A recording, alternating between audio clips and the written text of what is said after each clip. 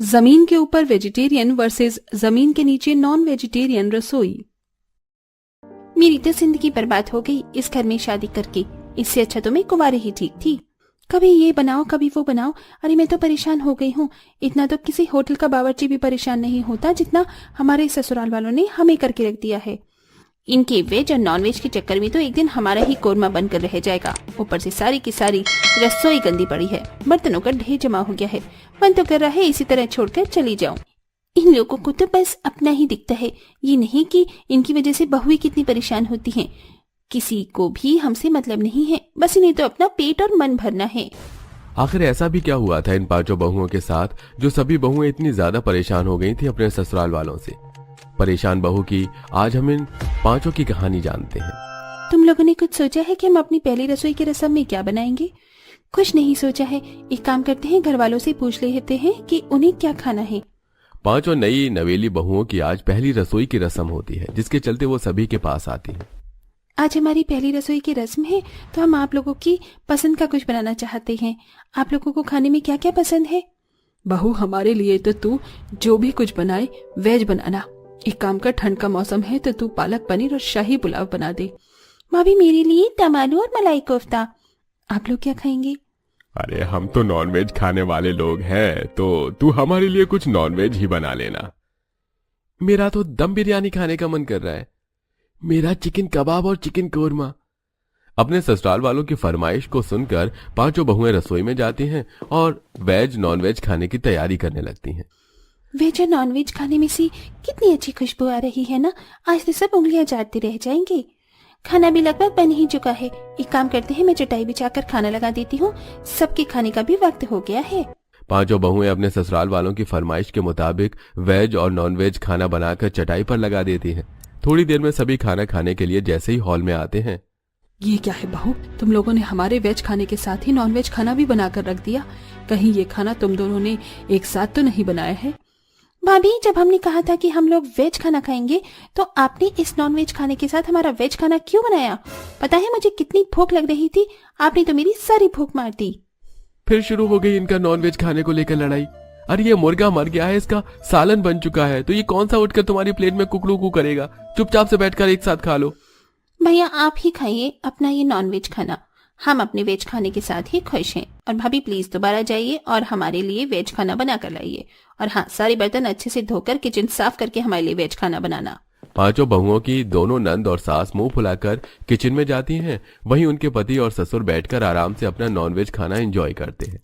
और बेचारी अब पांचों बहुओं को वो सारा वेज खाना फेंक कर सारा किचन साफ करना पड़ता है और दोबारा से वेज खाना बनाना पड़ता है। इस घर में नॉनवेज और वेज दोनों खाने वाले लोग हैं, लेकिन फिर भी ये लोग एक दूसरे के खाने से इतना परहेज कर रहे हैं। ऐसे थोड़ी ना होता है। एक काम करते हैं, पहले नॉनवेज खाना बना लेते हैं। नॉनवेज बनाने में बहुत टाइम लगता है। नॉनवेज बनाकर फिर आराम से वेज खाना बना लेंगे। वैसे भी माजी और दोनों ननद तो आराम से आंगन में धूप सेक रही हैं।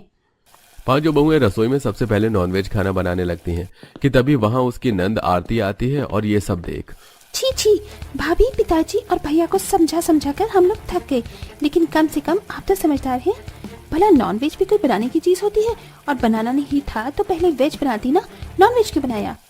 आरती, तुम और माजी तो आंगन में धूप सेक रही थी। उन लोगों को काम पर जाने के लिए लेट हो रहा था, इसलिए पहले हमने नॉनवेज बना दिया। पूरे किचन में नॉनवेज की बदबू हो गई है। मेरा तो दम घुटता है किचन में आने के लिए। प्लीज भाभी आप ये सब बनाकर अच्छे से हाथ पैर धोकर ही हमारा वेज खाना बनाना। और मैं तो कह रही हूँ कि अब वेज और नॉनवेज के बर्तन भी अलग कर लो।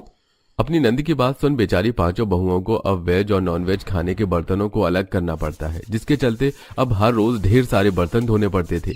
ऐसे ही एक दिन, उर्मिला, प्रियंका, कोमल, सुनीता, आज तुम पहले हमारे लिए खाना बना देना। वो क्या है ना, हमारे कुछ दोस्त आ रहे हैं इसलिए। ठीक है। नहीं बहू, सबसे पहले रसोई में तो हमारा ही वेज खाना बनेगा। इनके नॉनवेज खाने के चक्कर में हमें घंटों तक अपने वेज खाने का इंतजार करना पड़ता है। हमने पहले बोला ना, नॉनवेज खाने के लिए तो पहले हमारा नॉनवेज खाना ही बनेगा। और वैसे भी तुम्हारा वेज खाने में होता ही क्या है, दाल उबालकर तड़का ही तो लगाना पड़ता है। कितना टाइम लगेगा इसमें? हमारे नॉनवेज खाने में काफी वक्त लगता है। इसीलिए तो कहा पहले हमारा वेज खाना ही बनेगा। बहू, जाकर हमारे लिए हमारा वेज खाना बनाओ। आप लोग पहले डिसाइड कर लीजिए कि पहले हमें नॉनवेज खाना बनाना है या वेज खाना। एक रसोई है तो उसमें एक वक्त में वेज या नॉनवेज खाना ही बन सकता है। तो सारी दिक्कत रसोई की है ना। एक काम करो, आज के बाद घर की रसोई में वेज खाना बनेगा और बाहर आंगन में नॉन वेज खाना। अपनी सास की बात सुन अब पांचों बहुओं की परेशानी काफी बढ़ जाती है। ठंड के मौसम में जहां किसी से अपने घर से निकला नहीं जाता, वहीं पांचों बहुओं को आंगन में खाना बनाना पड़ रहा था, जिसके चलते उनकी हालत काफी खराब हो गई थी। मैं तो तंग आ चुकी हूँ। कभी किसी के लिए पहले नॉनवेज बनाओ तो कभी किसी के लिए वेज खाना बनाओ, और अब तो इन लोगों के कहने के मुताबिक हमने बर्तन भी अलग कर दिए हैं। बर्तनों का ढेर तो ऐसा लगता है जैसे मानो पूरे गांव के बर्तन इकट्ठा कर लिए हैं हमने।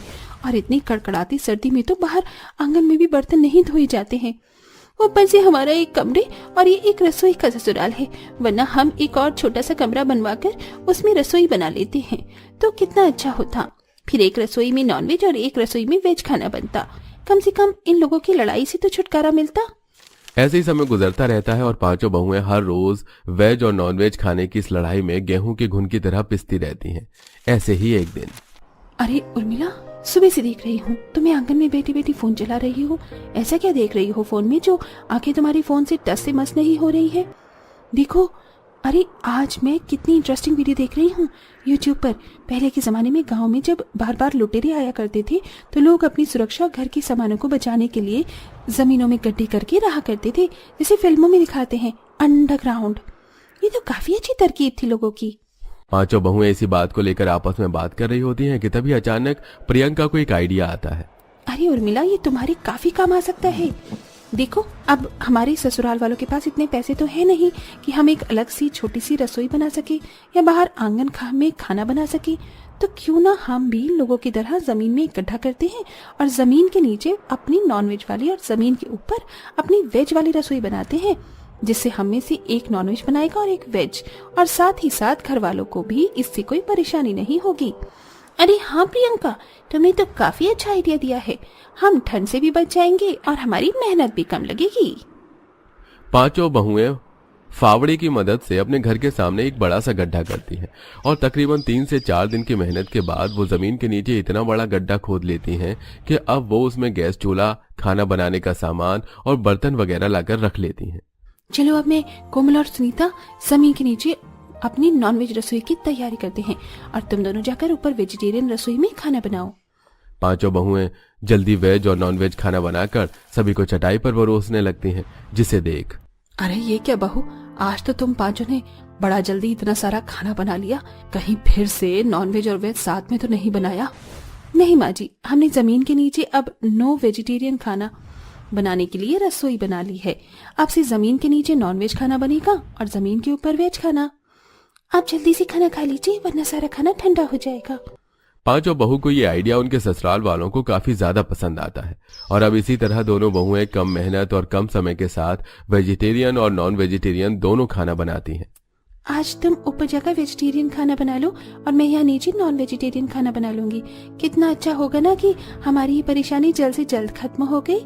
हाँ सुनीता, सच में हमारी तरकीब बड़ी कमाल की थी, वरना अभी भी हम वेज और नॉन वेजिटेरियन खाने की लड़ाई में पिसते ही रहते। अब पांचों बहुएं अपनी वेज और नॉन वेज रसोई में खाना बनाकर बहुत ही खुश रहती हैं।